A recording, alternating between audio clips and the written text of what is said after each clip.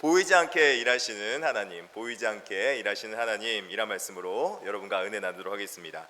여러분, 하나님께서 영으로 우리에게 다가오셨던 것이 여러분에게 얼마나 큰 은혜인지 잘 느끼지 못할 것입니다. 하나님은 우리에게 영으로 다가오셨습니다. 그렇기 때문에 보이지는 않지만 하나님께서 보이지 않기 때문에 오히려 우리에게 섭리하심으로 우리에게 임재하시고 역사하시는 것을 우리가 경험할 수 있습니다. 여러분, 섭리하신다는 건 무엇일까 보면요, 섭리하신다는 것은 하나님께서 하나님의 백성들, 하나님의 것들을 보존하시고 지키신다는 것을 가지고 있고, 또 그뿐만 아니라 하나님이 내가 가야 할 길을, 나를 보존하시기 때문에 나의 가야 할 길을 인도하시며 또 앞길을 예비하시는, 통치하시는 하나님이시라는 것이죠. 그렇기 때문에 하나님께서는 나를 인도하시고 나를 보호하기 위해서 나를 잘 아실 수밖에 없다는 것입니다. 여러분, 하나님께서 여러분을 잘 아신다라는 것이 얼마나 큰 위로입니까? 내가 어디로 가야 할지, 내가 어떻게 해야 될지 다 알지 못할 그때에도 하나님은 나를 너무나도 잘 아시기 때문에 내가 어떻게 이때 선택해야 되고 어느 길을 가야 할지 그 앞길을 내어주시며 인도하시며 나의 상한 마음을 어루만지시며 위로하셔서 하나님의 선하신 길로, 의로우신 길로 우리를 이끄시는 여호와 하나님이시라는 것입니다. 그래서 하나님께서는 잠잠하게 기다리는 것 같이, 우리 눈에 보이지는 않는 것 같지만 그럼에도 눈에 보이지 않는 곳에서 지금도 우리를 위해서 너무나도 열심히 일하시고 함께 하시며 동행하시는 하나님이시라는 것입니다. 그렇기에 하나님은 보이지 않으시기 때문에 오히려 보이시는 하나님보다 더 크게 일하시며 우리를 위해서 일하시고 계시는 섭리하시는 하나님이심을 여러분 믿으시길 바랍니다. 그런 의미에서 제가 그래서 좀 글을 읽었는데, 막막한 삶을 살던 한 크리스찬 청년의 글을 소개하고자 합니다. 저는 29살의 청년입니다. 2년 전에 저희 엄마가 자궁 내망암으로 돌아가셨습니다. 집안의 유일한 기독교인이었던 엄마와 저, 지금 많이 힘듭니다. 매일매일 삶 가운데서 자살 충동을 들며 엄마가 보고 싶을 때가 너무나도 많이 있습니다. 나의 어렸을 시절에, 중학교 시절에 당했던 학교 폭력으로 인하여서 매일 우울증에 있고, 또 그리고 엄마 생전에 보던 모습만 보여드리는 것 같아서 제 마음이 미어집니다. 이 요게벳의 이야기를 읽으며 저희 엄마가 생각이 납니다. 저를 두고 어찌 눈을 감으셨지 생각해보면 눈물이 멈추질 않습니다. 왜 하나님은 나를 버리신 것 같이 일하실까 하고 생각할 때가 많이 있었습니다. 그러나 모세의 길을 보면서 나도 나중에 천국에서 우리 엄마를 떳떳하게 뵐 수 있도록 믿음으로 하나님과 함께 오늘 삶을 주님께 내어 맡겨 보겠습니다. 아멘. 이 요게벳의 이야기를 어디다 이제 써놓은 영상이 있었는데, 그 밑에 누가 이렇게 구구절절하게 자기 이야기를 적어놨더라고요. 참, 이 청년이 세상의 관점으로는 어떻게 보면은 우울증도 걸리고 자신이 어렸을 때 당했던 학폭으로 인해서 세상의 소망이 다 끊어지고 학력적으로도 무엇인가 이룬 건 없지만, 이 청년의 아픔 속에서 하나님은 보이지 않게 함께 하시며 위로하시며 소망을 싹 틔우고 계신 하나님이시라는 것입니다.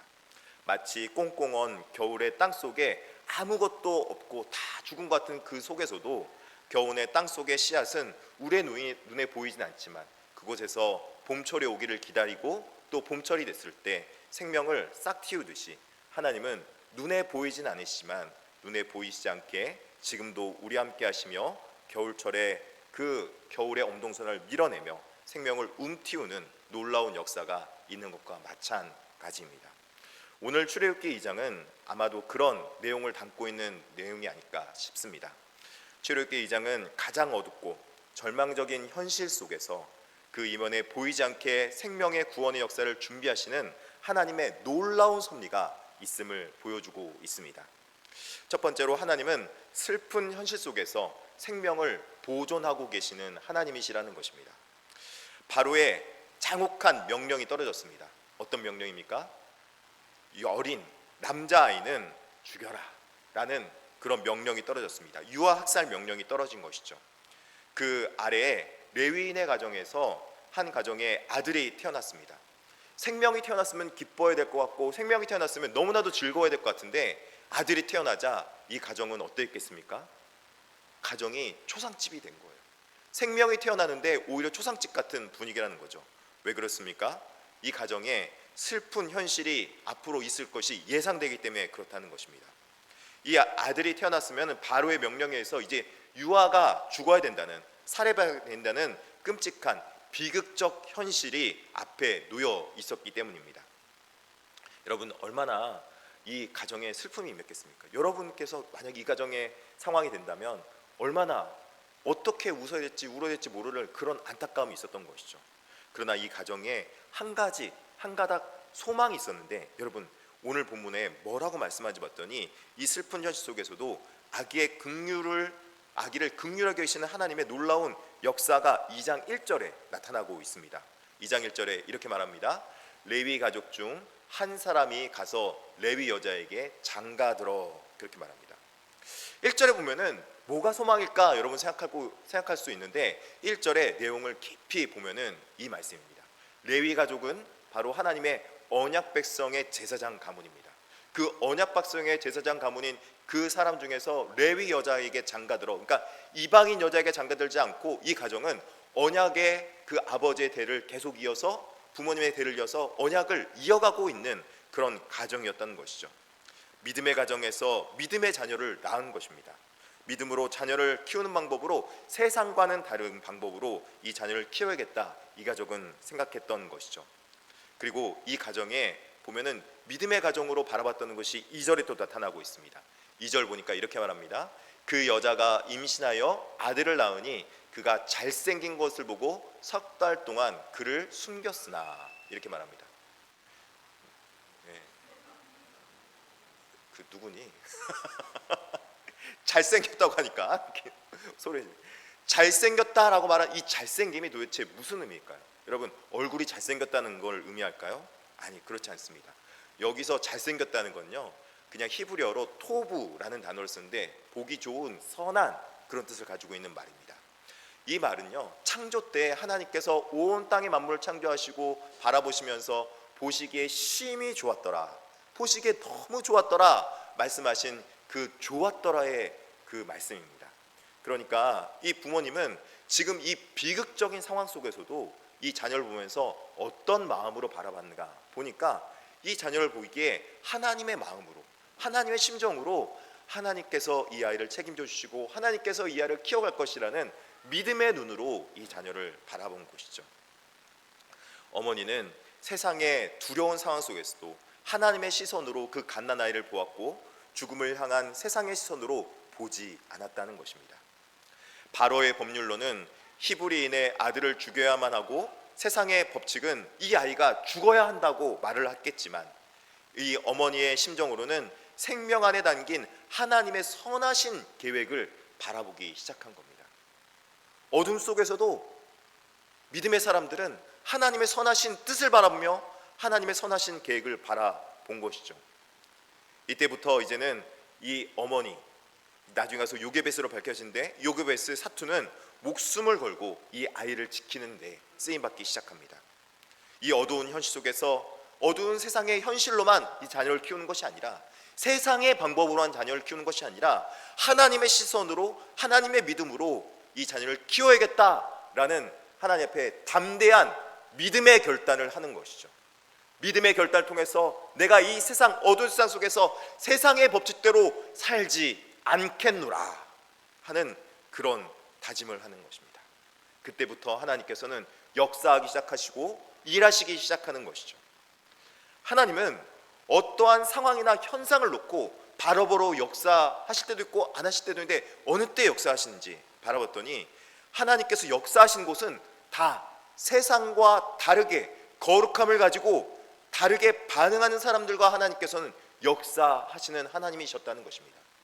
세상과 다르게 바라보며, 세상과 다른 시각으로 바라보며, 세상과 다른 믿음으로 그 상황을 판단하고 분석하며 해석해낼 수 있는 세상과 다른 하나님의 시선을 가진 거룩한 그 믿음을 가진 사람, 그 사람과 역사하시고 그 사람과 함께 하시며 그 사람의 믿음과 순종을 통하여서 하나님은 놀랍게 역사하고 계신 것입니다. 하나님은 왜 그렇게 하십니까? 환경 너머에 그 모든 상황을 뛰어넘어서 역사하시고 일하실 수 있는 하나님이신데, 그 하나님께서는 믿음을 통하여서 역사하기 때문에 그러시다는 거예요. 하나님 믿음의 눈으로 바라보는 그 가운데 하나님께서는 놀라운 일을 계획하고 계시는 것입니다. 위기 속에서도 하나님은 함께 하시지. 내가 이런 어려운 일 당했다 하더라도, 하늘이 무너질지라도 하나님은 살아계시지. 할렐루야. 그 믿음을 가진 사람은요, 지금도 어려운 상황 속에서도요, 하나님은 일하고 계심을 믿고 소망을 잃어버리지 않는다는 것입니다. 하나님의 방법으로 일하는 사람들은 하나님께서 일하실 수 있도록 반응하고 있습니다. 우리의 삶도 마찬가지입니다. 만약에 여러분 전쟁이 일어났다고 칩시다. 전쟁이 일어난, 지금 오늘날도 많이 전쟁이 일어났잖아요. 전쟁이 일어난 상황 속에서 어떻게 우리는 반응하고 있습니까? 다윗은요, 전쟁을 바라보면서 군대로만 이긴다고 생각하지 않았습니다. 그래서 다윗은 군사력으로 이기려 하지 않고 오히려 내가 만군의 여호와의 이름으로 나아가노라 라고 골리앗과 싸울 때 그 싸움에서 이길 수 있었던 것입니다.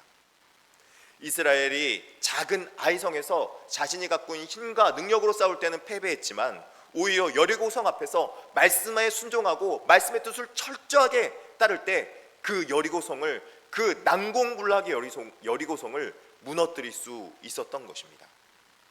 우리의 적군을 물리치는 것은 결국 여호와 하나님이시지 내가 아니지 하는 그 믿음으로 싸웠던 것이죠. 여러분, 때로는 우리 인생 가운데 하나님께서 왜 그런지 모르겠지만 물질이 있다가도 없게도 하시고, 또 우리는 때로는 나의 실수로, 나의 잘못으로 물질의 어려움을 겪을 때가 많이 있습니다. 그런데 물질이 없다고 하면 여러분 어떤 방식으로 해결하고 어떤 방식으로 그 문제를 접합니까? 돈이 없으면 은행 찾아가는 것이 맞습니까? 예, 세상의 법칙으로는 돈이 없으면 은행 찾아가야 되고 돈 있는 사람들 빌려야 되고 돈을 벌어야 되는 게 세상의 법칙일지 모르겠습니다. 그런데요, 그거는요, 세상 사람이나 믿는 사람이나 다 똑같이 그렇게 한다면 우리는 믿는 사람이기 때문에 다른 것이 없는 거예요. 세상 사람도 그렇게 하는 거예요. 그러면 우리는 다른 것이 있어야죠. 다른 거룩한 반응이 있어야죠. 돈을 위해서 은행도 찾아가야 되겠지만 하나님 앞에 나의 근본적인 문제의 어려움을 해결하고 또 근본적인 문제를 앓을 수 있는 그 믿음으로 나아가야 된다는 것이죠. 아이가 공부가 떨어졌다고 하면 학원 바꾸면 여러분 학원 통해서 성적만 올라갑니까? 아니죠. 근본적으로 아이가 무엇이 불안감이 있는지, 정서적으로 뭐가 안정이 안 되는지 믿음으로 문제 해결할 수 있는, 믿음으로 접할 수 있도록 부모님이 연결시켜줘야 되는 것이죠. 아이가 행복해지기 위해서는 산으로 들로 외부 활동만 해야 된다고 생각하는 것이 부모의 마음일지 모르겠어요. 그러나 정작 하나님 앞에서 진정한 믿음은 여러분 무엇입니까? 외부 활동만 해서 행복해지는 것이 아니라 하나님 안에서 진정한 만족과 은혜를 누릴 수 있도록 하나님 안에서의 감사와 은혜와 찬송을 회복시켜 주는 것이 근본적인 행복의 문제 해결이라는 것이죠. 하나님 앞에 나와서 근본적으로 내 삶 가운데 서 있는 모든 문제 해결을 하나님 앞에 받을 수 있는 지혜와 명철이 있을 때, 그때 하나님 앞에서 놀라운 하나님의 섭리와 통치를 경험할 수 있게 되는 것입니다. 이러한 통치는 보이지 않게 일하시는 하나님과 그 반응에 일하시는, 함께하는 사람과 함께 역사하게 되어 있다는 것입니다. 어떻게 사람이 역사합니까? 하나님 앞에 그 믿음의 반응을 책임감 있게 역사할 때, 책임감 있게 받아들일 때 하나님이 역사하신다는 것입니다. 보이지 않게 일하시는 하나님과 사람의 책임이 있다는 거예요. 이제 아이가 자라나서 더 이상 숨길 수 없게 됐어요. 마치 아마 지금 저 유아실에 있는 아이들처럼 막 시끄럽게 떠들기도 싶고 막 뛰어다니고 싶은 그런 나이가 된 것 같아요. 근데 누가 통제할 수가 없잖아요. 그러다 보니까 아이가 있다는 것이 점점 세상에 알려질 수 있는 지금 그때에 자포자기하고 절망할 수 있는 이 상황에서 오히려 이 아이의 어머니는 아이를 믿음의 자리로 이끄는 걸 볼 수 있어요. 오늘 본문의 3절에 보니까 이렇게 말하고 있어요. 3절 같이 한번 읽어볼까요? 3절입니다.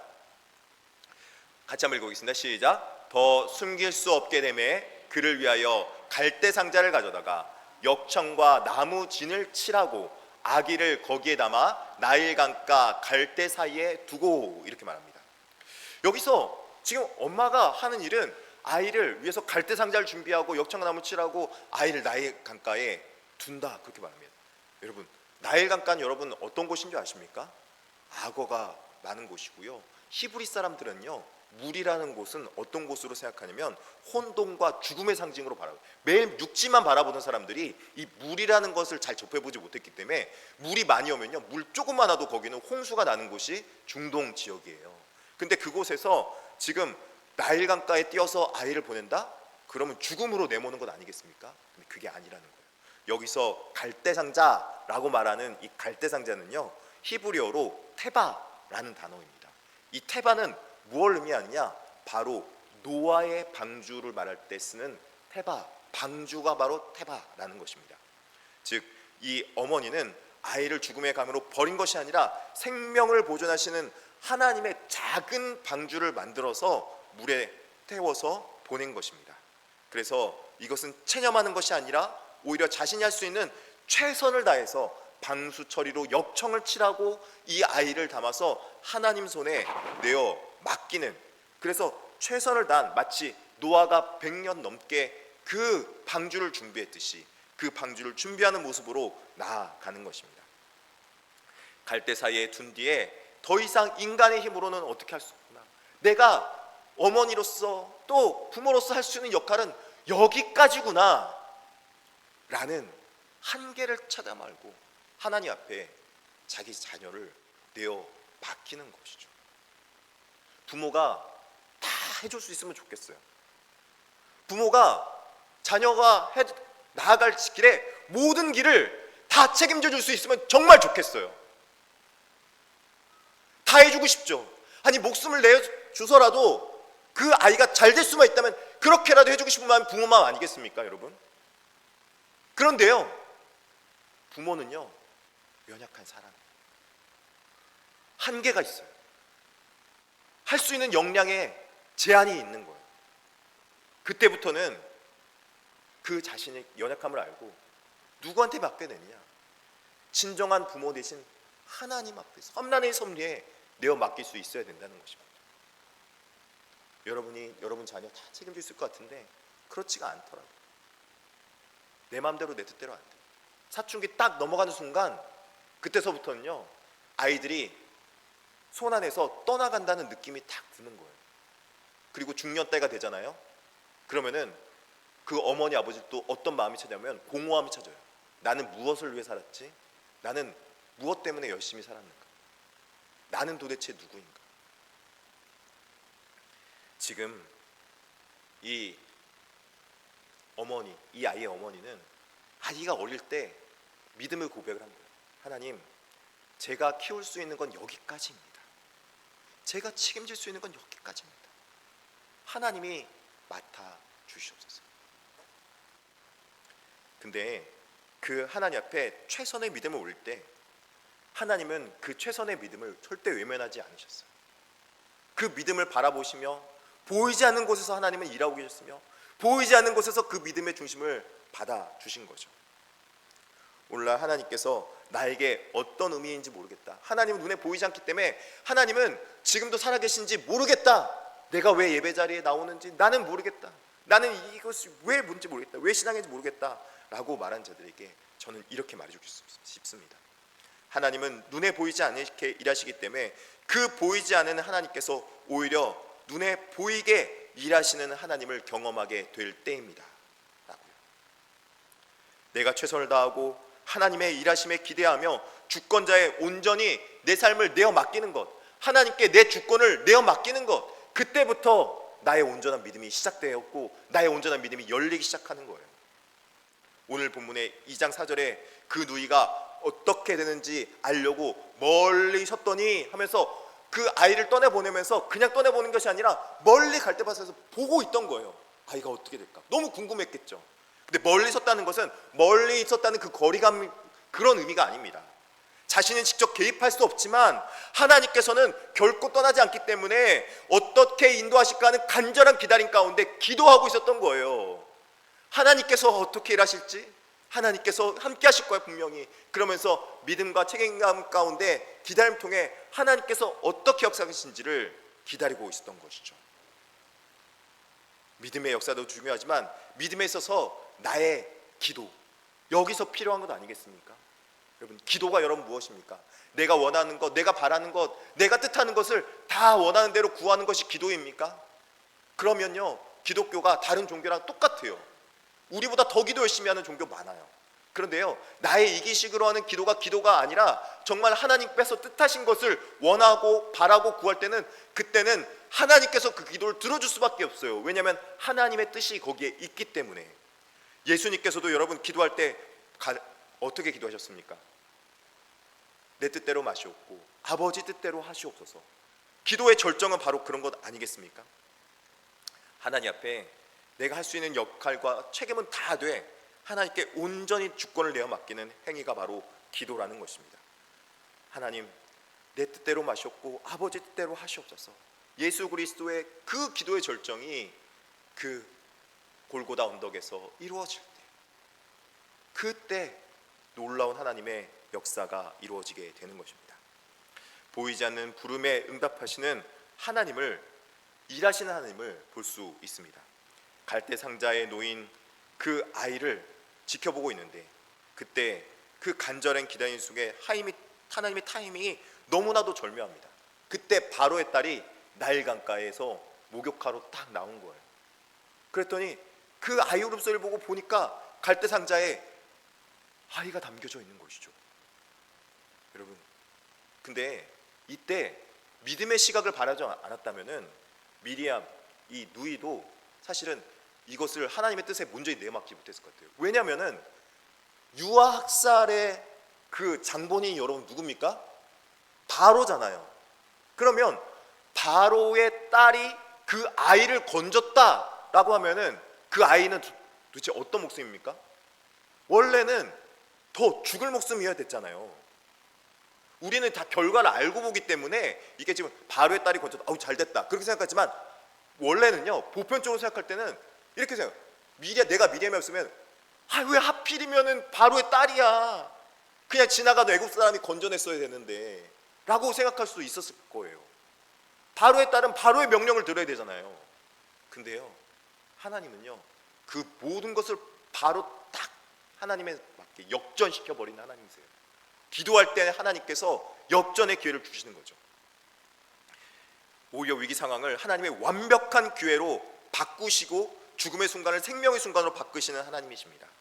7절에 보니까 그 누이가 바로의 딸에게 이르러 가서 내가 가서 당신을 위하여 히브리 여인 중에 유모를 불러다가 이 아이에게 젖을 먹이게 하리까.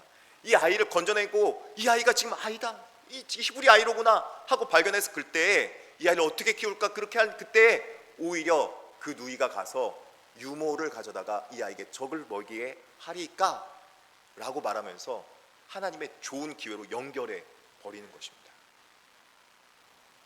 미리암의 이 담대하고 지혜로운 제안은요, 인간의 치밀한 계획만으로는 절대 불가능한 겁니다. 우연 같아 보이는데 그 우연이 우연이 아니라 우리의 삶 속에서 하나님은 우연의 속에 필연적으로 임하시는 하나님이시라는 거예요. 그 하나님께서 바로의 딸을 만나게 하시고 바로의 딸이 그 아이를 건지게 하시고 바로의 딸이 그 아이를 긍휼히 여기면서 내가 이 아이를 키우겠다라는 마음을 허락하게 하시고, 그 마음을 허락받은 가운데 이 아이를 어떻게 키울까 하는 가운데 이 아이의 어머니를 궁전에 데려다가 키울 수 있도록 미리암이 지혜를 내서 그때 아이 어머니를 소개시켜 주는 상황이 바로 오늘 본문에 나온 내용이라는 것입니다.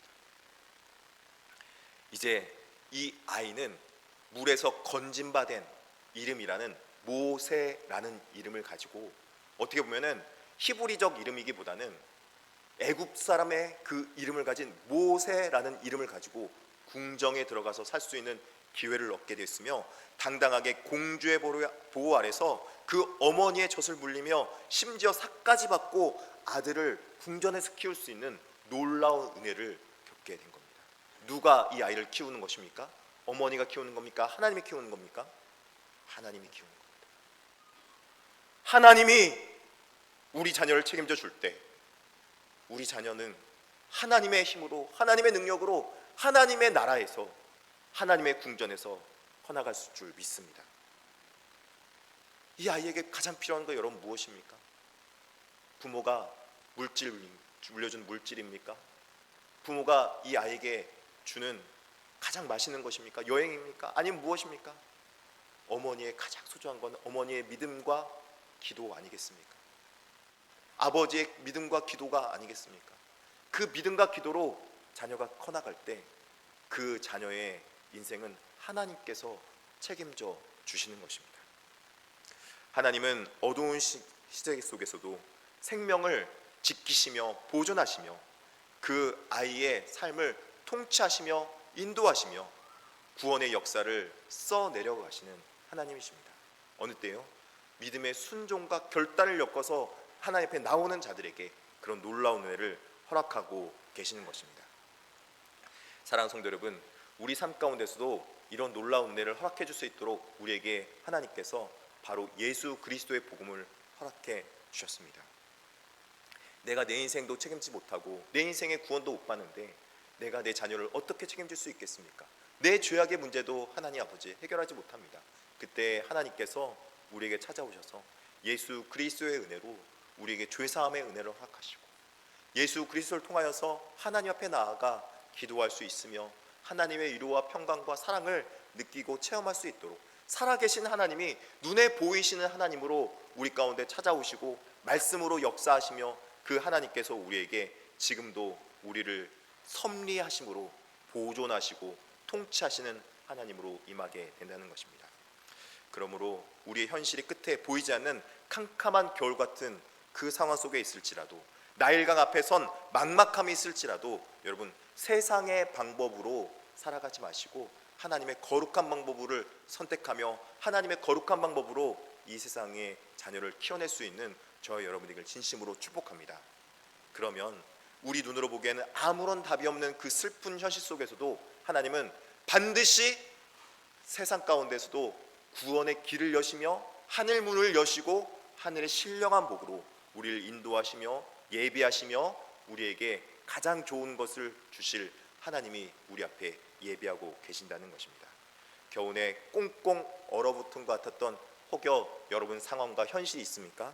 그 땅 속에서도 하나님은 생명의 씨앗을 움틔우고 계십니다. 우리의 삶 가운데 슬픈 현실 속에서 절망하지 마십시오. 눈을 감지 마십시오.